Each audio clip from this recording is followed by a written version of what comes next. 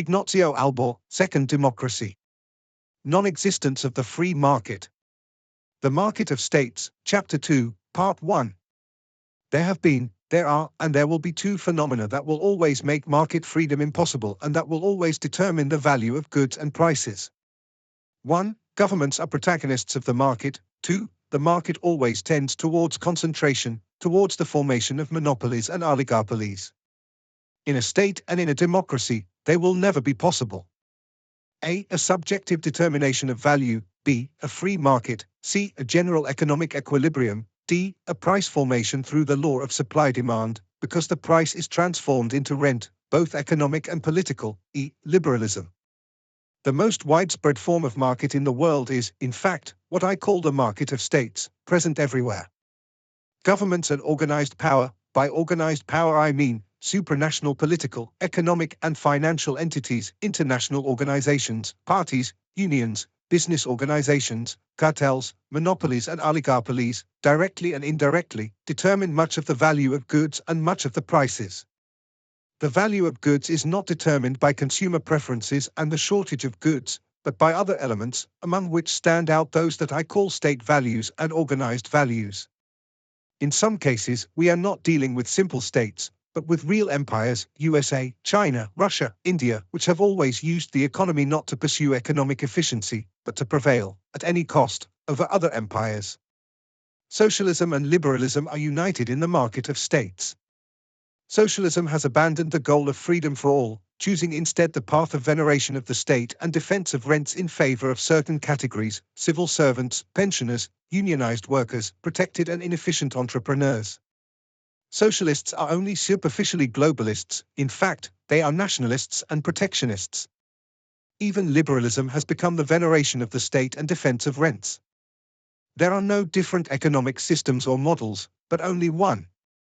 There was, there is, and there will be a single model, common to all countries and political tendencies, the market of states, in which the states are the protagonists of the market. The governments do what they want with the market, using it as a laughingstock, according to the interests and needs of the moment. Because there is always an emergency as a pretext to derogate from the market. Emergencies are the basic technique to hide that the free market does not exist. The freedom of the market is constantly crushed by state interests and monopolies, but people are made to believe that this is done to counter emergencies. The emergency is not an exception but the rule. Governments and high bureaucratic hierarchies, for the purposes of democratic stability, need citizen consumers and sellers to believe the fairy tale that their individual acts of purchase and sale can determine the value of goods and their prices. Voting is free. The law is equal for all.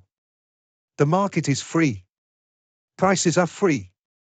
For slogans that states brandish to deceive individuals into thinking they count for something. For dogmas with no correspondence to reality. The most powerful countries in the world have a non-economic behavior. For the great political military powers, USA, China, Russia, etc., the economy is not the goal, but a tool to increase their hegemony and to create dependence of other countries on them.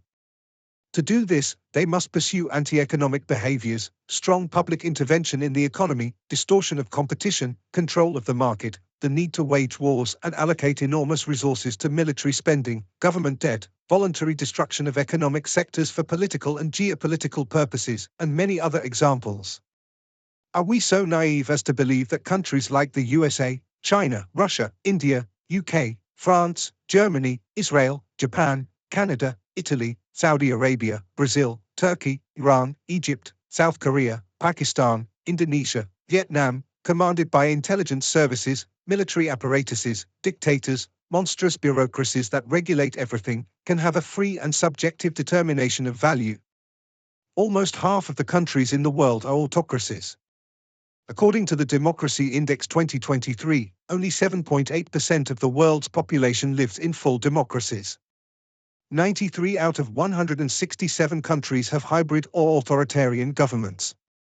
Rankings of major countries in the 2024 Index of Economic Freedom: number 1 Singapore, number 2 Switzerland, number 3 Ireland, number 4 Taiwan, number 7 Denmark, number 9 Sweden, number 10 Norway, number 11 Netherlands, number 13 Australia, number 14 South Korea, number 16 Canada, number 18 Germany, number 25 USA, Number 26 Israel. Number 30 United Kingdom. Number 38 Japan. Number 53 Indonesia. Number 55 Spain. Number 62 France. Number 69 Saudi Arabia. Number 81 Italy. Number 102 Turkey. Number 124 Brazil. Number 126 India. Number 131 Russia. Number 151 China.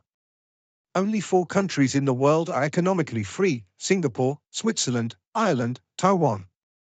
All the others are not free or partially free. 22 are mostly free. 55 are moderately free. 62 are mostly not free. 33 are economically repressed. 8 unclassifiable.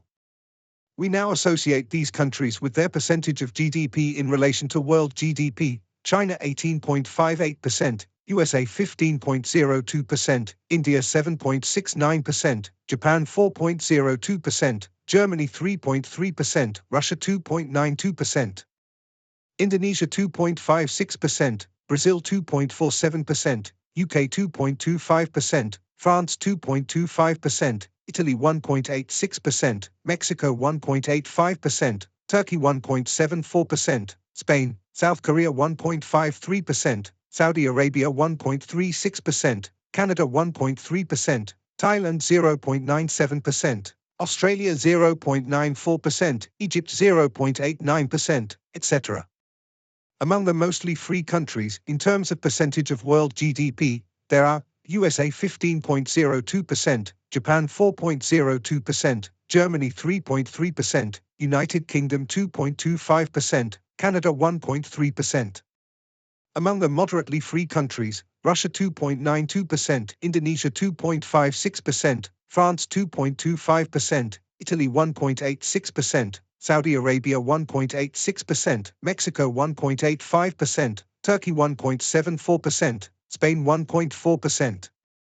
Among the mostly not free countries, China 18.58%, India 7.69%, Brazil 2.47%, South Africa 0.58%, Egypt 0.89%, Pakistan 0.86%, Nigeria 0.86%. So, the countries with the highest GDP all have non-free economies, with backward positions in the ranking: 11 Holland, 13 Australia, 14 South Korea, 16 Canada, 18 Germany, 25 USA, 26 Israel, 30 United Kingdom, 38 Japan, 53 Indonesia, 55 Spain, 62 France, 69 Saudi Arabia, 81 Italy, 124 Brazil, 126 India, 131 Russia, 145 Argentina, 151 China. If we add together the percentages of GDP of the largest countries in relation to world GDP, and the percentages of much less developed countries which have unfree economies, we see that most of the world's GDP is produced by economically unfree countries. This means that most of the goods produced in the world have non-free prices, and their value is determined not by preferences or shortage, but by state values and organized values. These data should be read together with those on the amount of GDP produced by government spending.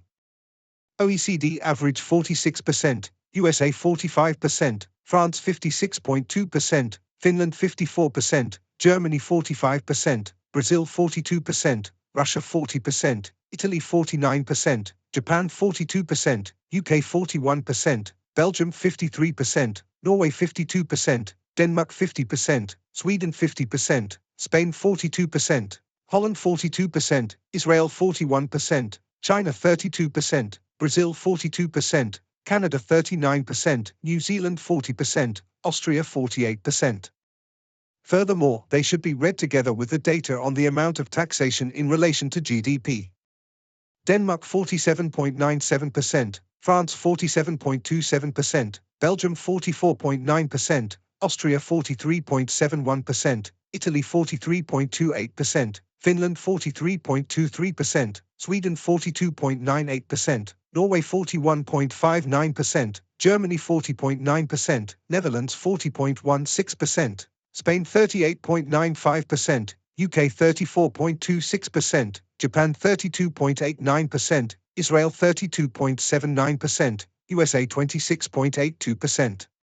Considering this data and many others that we will see shortly, I believe that the world market model is what I call a market of states. In the world there are planned systems, and where they are not planned there are state markets. Free competition is non-existent.